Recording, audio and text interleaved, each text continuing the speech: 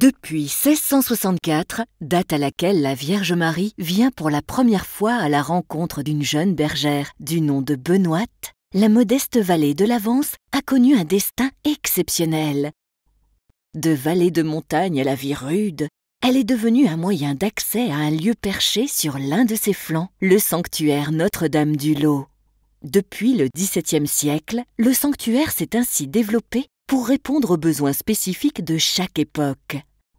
Aujourd'hui, la basilique ne permet plus de recevoir le nombre croissant de pèlerins. Le besoin d'un lieu modulable pouvant accueillir de 500 à 3000 pèlerins se fait toujours plus ressentir, de même que la nécessité de rendre l'ensemble du sanctuaire plus accueillant et plus fonctionnel.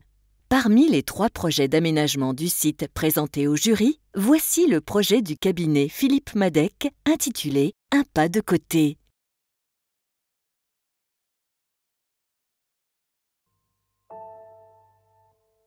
Notre sentiment est qu'il est important de maintenir une valeur connue et reconnue à ce lieu et finalement de l'élargir.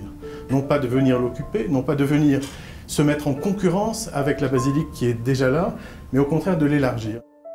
Maintenir cet espace ouvert, c'est permettre l'accueil. On ne peut pas faire d'accueil en refermant les bras ou en occupant l'espace. On sait très bien que l'accueil nécessite que l'espace soit ouvert et que les bras soient tendus. On n'a pas pris la proposition qui était faite de venir s'installer dans le milieu. On est dans ce lieu, juste un pas de côté, comme on l'appelle, dans un lieu où on est finalement dans une situation où la beauté naturelle telle que Benoît l'a connue est encore là. Et on est dans ce lieu qui est tout proche à la fois de la maison des sœurs, mais aussi, vous voyez, de la basilique. Et ce lieu, quand les cloches sonnent, est un lieu où les cloches de la basilique résonnent. Ce lieu nous semblait véritablement un lieu où l'enjeu n'était pas de faire un objet de plus, mais de reconnaître un lieu, d'amener finalement une étape de pèlerinage supplémentaire, à la fois pour ceux qui viennent aujourd'hui, mais aussi dans l'idée de la pérégrination de Benoît. Nous nous sommes demandé quel est le mode constructif pertinent à cet endroit-là. On n'imagine pas des grands camions, on n'imagine pas des grandes grues. On n'imagine pas des moyens énormes qui sont les moyens du centre-ville. On est dans une logique rurale, dans une logique montagnarde, et on sait que les petits bois sont une façon intelligente de venir faire une très grande charpente.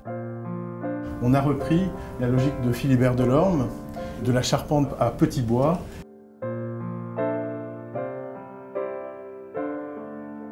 Des petits bois, que ce soit ici, mais aussi pour la couverture.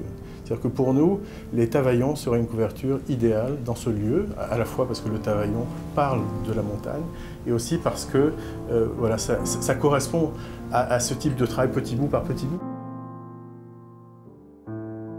Une ouverture ici qui est une ouverture latérale vers ces arbres absolument magnifiques qui sont à cet endroit-là. Enfin, le lieu est d'une beauté infinie. Ce projet n'a pas de façade, c'est un lieu. En fait, les arbres qui viennent tout près de la façade, le creux du torrent, l'écart qu'il y aurait pour voir cette façade fait que finalement elle n'existe pas.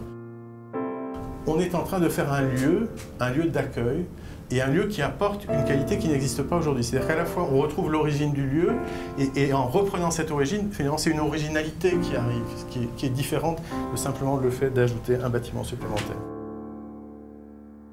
En fait, on a essayé de retrouver des savoir-faire locaux et de les mettre dans une situation contemporaine, parce qu'une nef de cette taille-là n'est évidemment pas une nef d'hier.